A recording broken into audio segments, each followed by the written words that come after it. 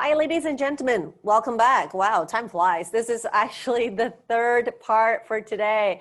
And for those of you, if this is your first time here, welcome to the first and the largest online career expo ever staged in the city's innovation and technology sector. Just to introduce myself one more time, my name is MC Melody Kwan, and I will be with you all week long. And for those of you who weren't here yesterday, just a little bit of stats to let you know what's going on. We attracted a global talent pool from 45 regions that visited our Hong Kong Science Park Virtual Career Expo 2020 on its first day. That's yesterday. Now, we actually got a lot of visitors. Now, we attracted over 10,000 attendants and also over 60,000 page views. That's incredible. So everyone, thanks for adding to this. And this is very exciting. I'll tell you about all the exciting things that's coming up. Now, on this platform, besides the over 1,000 career opportunity, that's for more than 150 science park and technology companies across the fields of AI and robotics, fintech, health tech, and smart city. Not only that, it makes it very easy for everyone to apply in just one click. So when you're at home anytime, just with that one click, even on your mobile device, you're in. And we're also presenting you with close to 20 webinars featuring experienced recruiters. We got I&T heavyweights, we got trailblazing startups, and also, of course, industry experts over this whole week. Just so that you know, this whole entire expo goes until March 31st. So if you actually missed any of our talks, you can actually watch the replays online. And for those of you who's going to be with us for the coming days, we also have a calendar about things that's coming up. So everyone, let's get ready to say hi to your future, new and improved, so that you're ahead of the game. All right, now looking at what's happening next, we have Mr. Charles Mak. He's the team leader, head of technology from Spencer Ogden, and he will talk about the top in-demand jobs in I&T. So everyone put our hands together at home, and I can't wait to listen from him. Hi, Spencer, can we hear you? Or sorry, Charles? Hi, yeah. Thanks for inviting us, and hi, everyone. So just a brief intro. My name is Charles Mak. I run the technology recruitment team here at Spencer Ogden for the APAC region. So the reason why I think obviously job seekers should know about what's the hottest trend is because despite the year-on-year increase in IT talents, we as talent market experts are still seeing that candidates are leaning towards certain predetermined paths. And hence there are actually many hot roles that have a shortage in supply for, which means, hopefully this session can be, really helpful for you guys to equip yourself better when considering your long-term career aspirations in tech. Right. Now, I know that with your background, there's a lot of, now for those of you that's at home, now as he's talking about, some of these points, feel free to elaborate on what he talked about. And also maybe it's some questions that people ask, if it feels that it's not addressing exactly what you're talking about, feel free to actually text us in the live chat box. And hopefully we have enough time to actually address it. Now, actually, can I actually start with, maybe I'll start with some pretty general questions first so that we're starting slow. Now, the uprising of data in analytics. Now, where are we exactly right now? Can you tell us?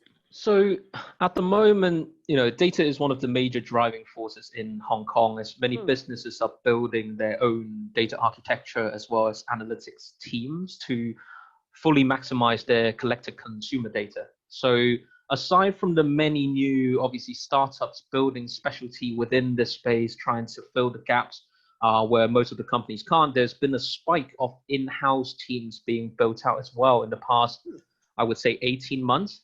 So hiring experienced data scientists, data architects to kick things off, and then hiring data engineers and analysts for obviously scalability purposes. So that's kind of where the trend is at the moment. Wow, it seems like it opened a lot of doors as well. And not only that, I also know that software engineering, the demand, it's actually been quite different now. And how's it shifted actually in the past year? What's the trend for that? Well, software development has always been the highest demand within tech. So every company is hiring software engineers, system analysts, but what has shifted is that companies are more and more looking for full stack developers.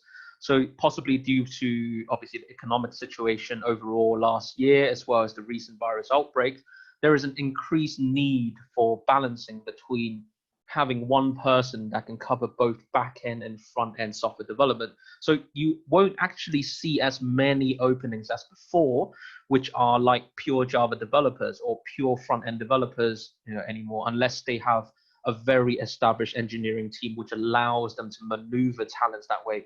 But most companies are actually currently looking for junior to mid-level full stack engineers, be it's in Java mixing with React or .NET mixing with Angular, a different mix and match as their top priority. So that's what, engineers should really look out for when developing this skill set. So they're looking for more multifaceted as opposed to the more the specified singular function ones right now. That's the trend. Yeah, absolutely. Yeah. Oh, wow, interesting. Now, that's something for everyone to bear in mind, because earlier in our sessions, we were talking about how to craft your CVs and how to sell yourself. This is something definitely to bear in mind as opposed to, targeting to your audience, because at the end of the day, we're dealing with people, right? Now, with cloud and cybersecurity, where is Hong Kong at in terms of that? I mean, we hear that all the time, but where although obviously this is still a very hot space with every single company talking about it, but I wouldn't say in reality, that the pace of talent demand is at a similar level as the data space, because many companies have their infosec, like information security and cloud enablement capabilities, actually abroad. So they aren't as many in-house firms driving massive volume within their Hong Kong divisions in this space. Right. Most of the cloud roles, be it being architects or engineers, are actually more grouped within like vendors and actual public cloud providers. But because there's still a shortage of technical cloud capabilities in Hong Kong, the demand is actually still very high and competitive.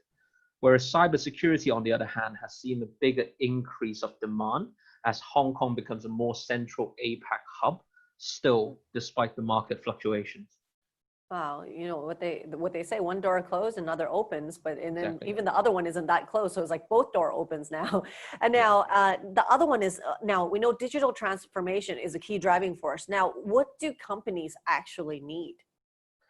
Well, every company talks about digital, but one of the hottest areas and where supplies are actually a little bit shorter still would be the digital PM space, where there are actually more uprising platforms and a rising reliance on solution providers in the market. Many businesses are actually in need of talents with a speciality within digital, be it whether it's e-commerce or mobile payments or, utilizing online data. So anyone who are currently a project or product manager, or even if they're a business analyst, it may be worth finding opportunities where you can be exposed to this when planning your next move. Right, and also I think it also might put them in a more of a niche area where there's less competitors, because you are moving into it is a digital transformation, and maybe because of that, in combination with the previous skill set, maybe with that actually have someone be in a position with less competitors. Would you say as a result? I would say I would say rather than like trying to go for everyone going for the same role, and I think that also boils down to the next part in terms of the technical versus functional route, because I get this question a lot, and honestly speaking, there is a big misconception I see day to day with candidates that they seem to think that there's an only clear progression path on the management route. In actuality, there's actually an increased demand for senior technical talent, or areas where candidates need to become more full stack, as I mentioned earlier. And it is clear that if your passion is towards the more technical aspects, there will always be demand in the market for that at the moment. And even if openings seems fewer, that just means the salary hikes, or in general, as you said, there are fewer people competing for the same roles, and the salary ranges can be more competitive. Rather than competing with huge amount of openings with more candidates already saturating the market. So, really follow what you actually enjoy doing. A lot of people find it a struggle to do that sometimes. And, there will always be the right opportunity if they are within the hot areas we've discussed today. Huh, actually, now when you just said that, I actually have an everyday analogy. Tell me if that's right. It's kind of like people becoming influencers. Like we all know that food, travel, cats and dogs are very famous, but if that's not something that you're known to be an expert in, so don't make videos in that niche. If you're good at knitting, talk Absolutely. about knitting. It's kind of like Yeah. that, right? Yeah. If your skill set is in that space and you enjoy doing that, then stick with what you enjoy doing. There will always be roles in that space.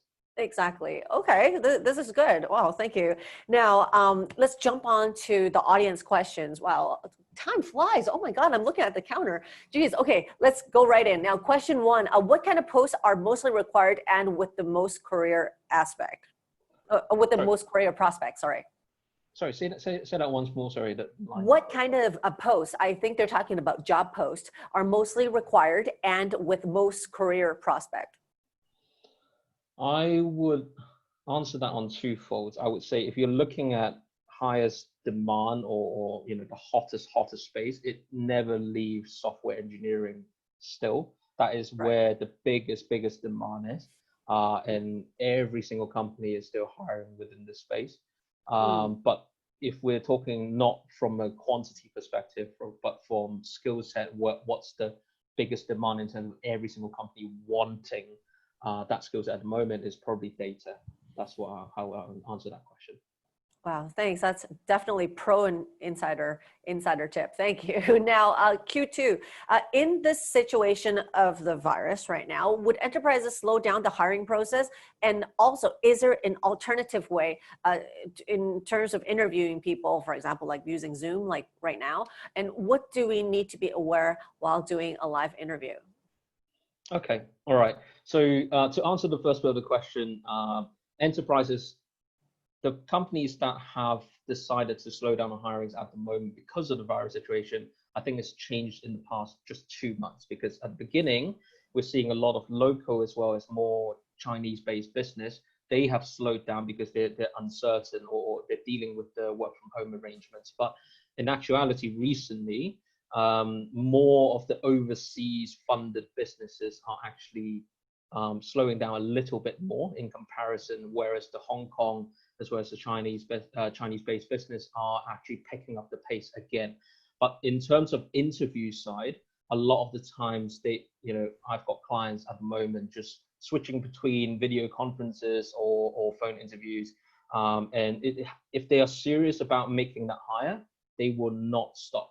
And one interesting thing I've seen, I'll give an example here. I had a client of mine who, for the final interview, they actually wanted to do the face-to-face, but they're also conscious about the virus risk. So they invited the candidate to the office, but the interviewer and the interviewee actually went into separate rooms and did the VC that way, so that they can actually physically see each other, but they did the interview through VC. So that's quite an interesting one that I've had recently. But there's all sorts of creative ways at the moment. Wow, thank you. I that's not something that a lot of us could imagine. So they're there, but you just can't really get in contact. Well, that works because I guess Exactly. with the in-person interview, there's some things that you will never be able to substitute with a camera, which is true. That's a human touch of it. So I guess that solved the Agree. problem. Wow, Yeah, great. exactly. Thank you. That was very inspiring. Now, also, someone wants to know what are the top few things to do to stay competitive and to be indispensable for the future of I&T.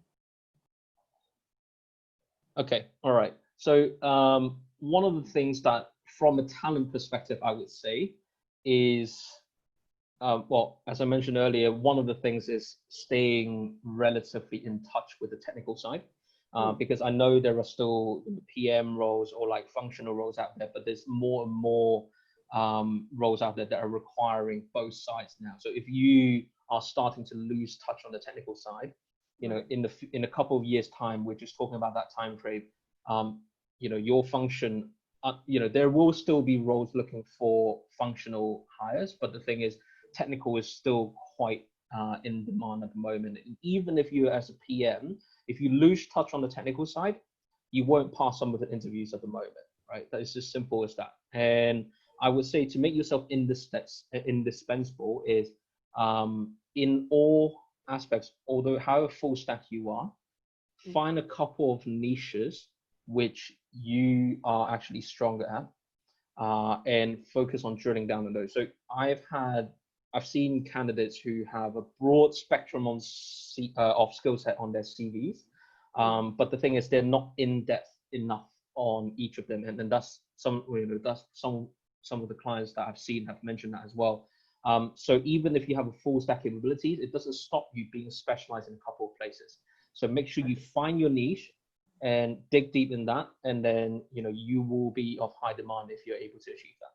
No, that's actually a very good strategy. So as we were mentioning before, if it's not your expertise, don't join the crowd in an area that you're not good, and find out what it is that you're good, find that niche and be an expert in that niche. That will keep you pretty much alive forever, right? Absolutely. Not to mention that there aren't that many competitors. I'm saying the same for myself too. As soon as we switch to online events, suddenly my competitors drop by like almost 80%. So I guess that's what they say, right? Like in crisis, there's opportunity. So I totally know what you're talking about. You just need to know where to find them. Yeah. Exactly. It requires work, but it's definitely doable. And when you find it, it's like pure heaven. Yeah. So absolutely. Now next question is, what do you recommend to people who do not speak the local language in terms of job applications? You mean language proficiency, right? Yeah, people who don't speak the local language. Okay. I guess they have what it takes for the job fulfillment, but what if they don't speak the language? Well, what I would say is, at the moment, it's this situation has always been an issue throughout my career in recruitment, that I've seen that a lot of companies are really fixated on having the local, they need people who are Cantonese or Mandarin speaking, but for overseas candidates, it seems like there's less opportunities. Now, I would say that at the moment, there are more and more clients who are a little bit more flexible. If you can pick up the local language, yes, that would be great. But the thing is, it's very difficult. I know if people relocating to Hong Kong to suddenly pick up a brand new language. So this part is actually mostly down to our side, because what we're doing with clients at the moment is we're educating them about where the certain gaps are in Hong Kong, or Hong Kong developed talents, right, where the gaps are, so that they know that within those particular skill set, they can't afford to just look for local speaking candidates. They need to broaden their spectrum. So that's actually partly down to what we need to do a bit more. Whereas for candidates who don't really speak the local dialect, I would say that you should experience this as time goes on. There should be more and more opportunities in the Hong Kong market that has more flexibility, but mostly in SMEs. If you must ask me, I think most SMEs or startups are pretty flexible with languages. Okay. All right. Yeah. Because I think a lot of times it's kind of in our own minds too. We're the one who limited ourselves, not knowing that people actually, it isn't even a big problem.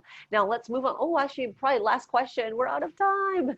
Okay. Is the demand for technology roles relatively higher and stable than other industries? And also, is it especially this year with all the changes in the whole atmosphere?